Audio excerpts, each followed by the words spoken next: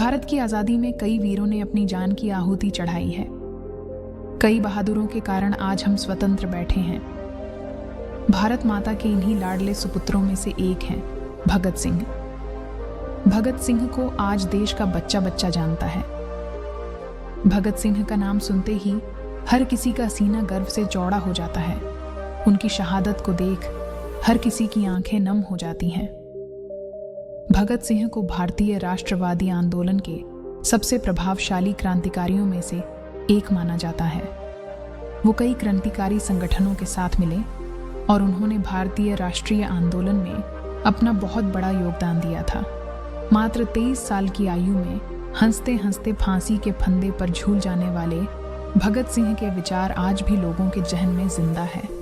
आइए जानते हैं शहीद भगत सिंह की शहादत और उनके जीवन से जुड़ी कुछ बातें।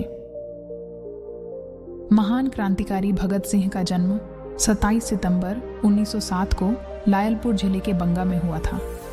यह हिस्सा आज पाकिस्तान में है।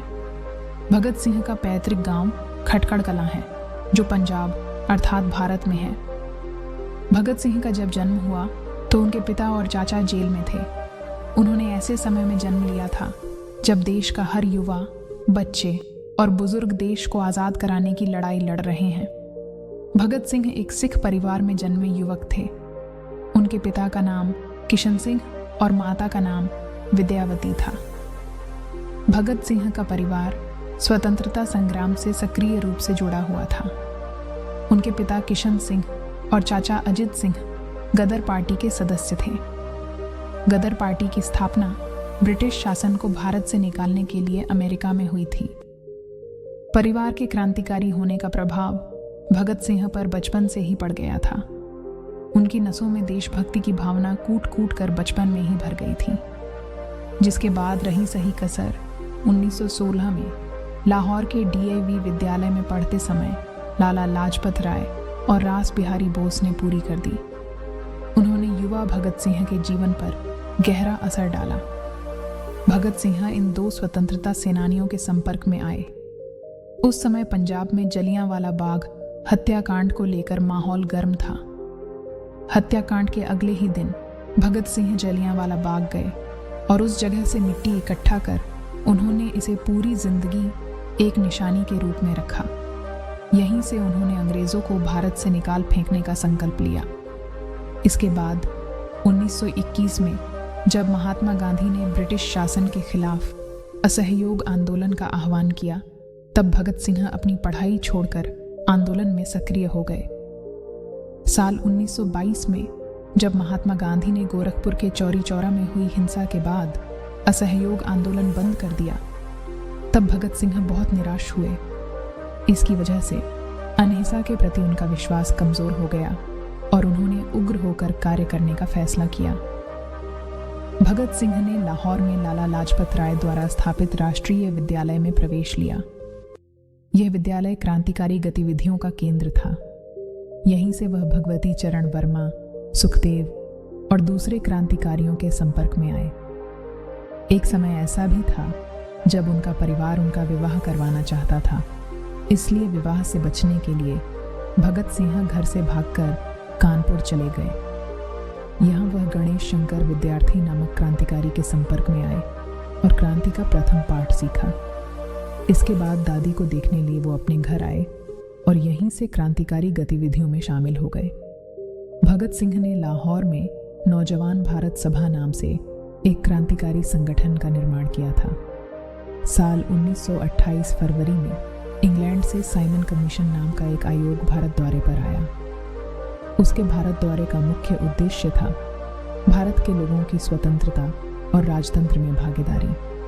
पर इस आयोग में कोई भी भारतीय सदस्य नहीं था, जिसके कारण साइमन कमीशन का हर ओर से विरोध किया गया। लाहौर में साइमन कमीशन के खिलाफ नारेबाजी करते समय लाला लाजपत राय पर क्रूरतापूर्व लाठी चार्ज किया गया, जिससे वह बुरी तरह से घायल हो गए और बाद में उन्होंने दम तोड़ दिया। भगत सिंह ने लाजपत राय की मौत का बदला लेने के लिए ब्रिटिश अधिकारी स्कॉट, जो उनकी मौत का जिम्मेदार था, को मारने का संकल्प लिया। उन्होंने गलती से सहायक अधीक्षक सॉन्डर्स को स्कॉट समझकर मार गिराया। मौत की सज़ा से बचने के लिए भगत सिंह को लाहौर छोड़ना पड़ा। ब्रिटिश सरकार ने भारतीयों के अधिकारों को छीनने के लिए दमनकारी नीतियों का प्रयोग किया। भगत सिंह ने अपनी इच्छा से केंद्रीय विधानसभा में बम फेंकने की योजना बनाई थी।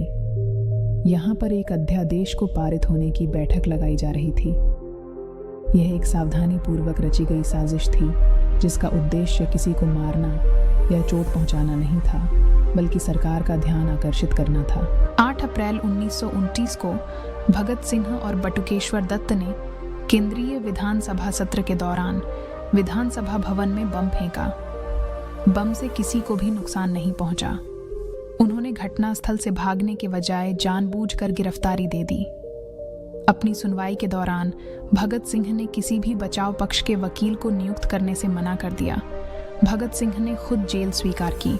जेल में उन्होंने जेल अधिकारियों द्वारा साथ ही राजनैतिक कैदियों पर हो रहे अमानवीय व्यवहार के विरोध में भूख हड़ताल की। 7 अक्टूबर 1930 को भगत सिंह, सुखदेव और राजगुरु को विशेष न्यायालय द्वारा मौत की सजा सुनाई गई। भगत सिंह को 24 मार्च 1931 को फांसी देना तय किया गया था, लेकिन अंग्रेज इतना डरे हुए थे कि उन्हें 11 घंटे पहले ही 23 मार्च 1931 को उन्हें 7:30 बजे फांसी पर चढ़ा दिया गया। भगत सिंह का इनकलाब जिंदाबाद नारा काफी प्रसिद्ध हुआ। वो हर भाषण और लेख में इसका जिक्र करते थे। दोस्तों, भगत सिंह न केवल हिंदुस्तानियों के दिलों पर राज करते हैं, बल्कि ये विश्व के हर युवा के दिल में अपना एक विशेष स्थान बनाए हुए हैं। शहीद भगत सिंह का बलिदान हमारे देश के लिए सदैव अमर रहेगा। भारत माता के इस सपूत को शत शत नमन। दोस्तों, अगर आप भी शहीद भगत सिंह को दिल से चाहते हो तो एक बार कमेंट में जय भगत सिंह ज़रूर लिखना और इस वीडियो को लाइक करके चैनल को सब्सक्राइब ज़रूर कर लेना, क्योंकि हमारे इस चैनल पर आपको ऐसी ही मोटिवेशनल वीडियो मिलती रहती है। धन्यवाद।